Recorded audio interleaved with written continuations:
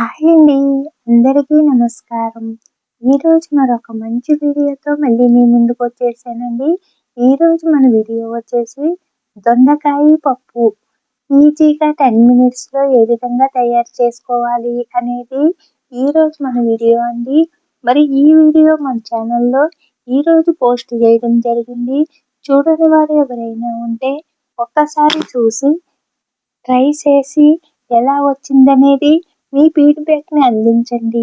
మీ ఫీడ్‌బ్యాక్‌ని అందించడం వల్ల మరిన్ని వీడియోలు చేయడానికి అవకాశం ఉంటుంది. మరి ఈ వీడియో మీకు నచ్చితే లైక్ చేసి, షేర్ చేసి మన ఛానల్‌ని సబ్స్క్రైబ్ చేసుకోండి. మరి చాలా ఈజీగా 10 మినిట్స్‌లో తయారు చేసుకునే ఈ దొండకాయ పప్పు చాలా అంటే చాలా టేస్టీగా ఉంటుంది. ఒక్కసారి తిన్నవాళ్ళు అస్సలు మర్చిపోలేరు. మరి ఎంతో టేస్టీగా ఉండే ఈ దొండకాయ పప్పుకి కావాల్సినవి చూసేద్దాం.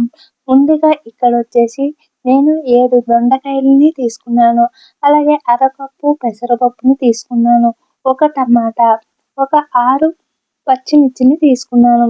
అలాగే మీ ఇంట్లో ఎక్కువ మెంబర్స్ ఉంటే ఎక్కువ తీసుకోండి. ఇక్కడ నేను వచ్చేసి ఈజీగా ఇద్దరికి సరిపోయే ఇద్దరు ముగ్గురికి కూడా సరిపోతుందండి ఇలా తయారు చేసుకుంటే. అలాగే ఒక ముగ్గురికి సరిపోయే ఈ పప్పుని అయితే నేను ఇప్పుడు తయారు చేస్తున్నాను. అలాగే ఇక్కడ వచ్చేసి నేను తయారు చేసే విధానాన్ని మీకు చూపిస్తున్నాను చూడండి. ఇప్పుడు వీటిలన్నిటిని శుభ్రంగా కడుక్కొని కట్ చేసి పెట్టుకోవాలి. అలాగే ఇప్పుడు నేను కుక్కర్‌లో రెడీ చేస్తున్నాను కాబట్టి కుక్కర్ గిన్నె తీసుకొని దీంట్లోకి ఒక 2 కప్పులు వాటర్ వేసుకున్నానండి. వాటర్‌లోకి ఇప్పుడు మనము పెసరపప్పుని అలాగే కట్ చేసుకున్న ఇవన్నీ కూడా ఏవైతే దొండకాయ ముక్కలు ఉన్నాయో అలాగే టమాటా బాగా మగ్గిన టమాటా వేసి అలాగే దీనికి చిటికెడు పసుపు, ఒక చిటికెడు అంటే పావు స్పూన్ కారం కూడా వేసుకున్నానండి. ఇలా కారం వేయడం వల్ల మనకి పప్పు అనేది తెల్లగా అంటే వైట్‌గా రాకుండా పప్పు అనేది కలర్‌గా కాస్త బాగుంటుంది. ఒక 3 విజిల్స్ వచ్చిన తర్వాత స్టవ్ ఆపేసి పక్కన దింపేసుకోవాలి. ఆవిరి పోయిన తర్వాత మూత తీస్తే చూడండి దొండకాయ పప్పు ఇలా రెడీ అయింది కదండి. ఈ లోపల మనము పోపు దినుసులకి రెడీ చేసుకుందామండి. ఒక ప్లేట్‌లోకి 2 ఎండుమిర్చి, పోపు దినుసులకి ఆవాలు, జీలకర్ర, కొద్దిగా కరివేపాకుని రెడీ చేసి పక్కన పెట్టుకోవాలి. ఇప్పుడు మనం ఆవిరి పోయిన తర్వాత కుక్కర్ మూత తీసాం కదండి. దీంట్లోకి ఒక స్పూన్ సాల్ట్ వేసి ఇలాగా కలుపుకోవాలి. చూడండి దొండకాయ ముక్కల్ని ఇలాగా మనము తినేటప్పుడు దొండకాయ ముక్కలు కావాలి అనుకుంటే ఇలాగా నెమ్మదిగా కలుపుకోండి. లేదు మనకి పప్పులో కలిసిపోవాలి అనుకుంటే గరిటెతోటి కాస్త గట్టిగా కలిపితే దొండకాయ ముక్కలు అనేది పప్పులో కలిసిపోతాయి.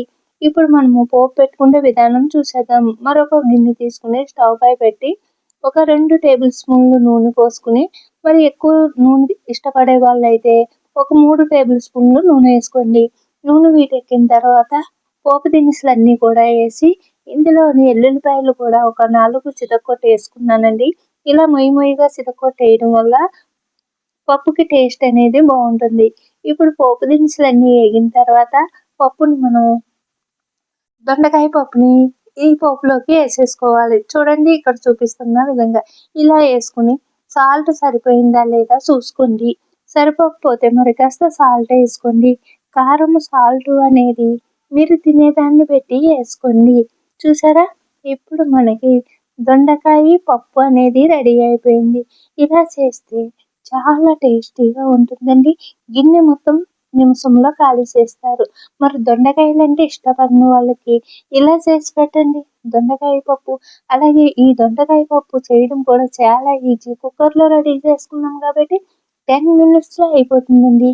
మార్నింగ్ అప్పుడు పిల్లలకి ఆఫీస్‌లకి వెళ్ళే వాళ్ళకి ఈజీగా 10 మినిట్స్‌లో ఇలా తయారు చేసి బాక్సులు పెట్టేయండి. మరి ఇది వచ్చేసి అన్నంలోకి, పూరి, చపాతీల్లోకి చాలా టేస్టీగా ఉంటుంది. మరి ఎంతో టేస్టీగా ఉండే ఈ దొండకాయ పప్పు వీడియో మీకు నచ్చితే లైక్ చేసి, షేర్ చేసి మన ఛానల్‌ని సబ్స్క్రైబ్ చేసుకోండి.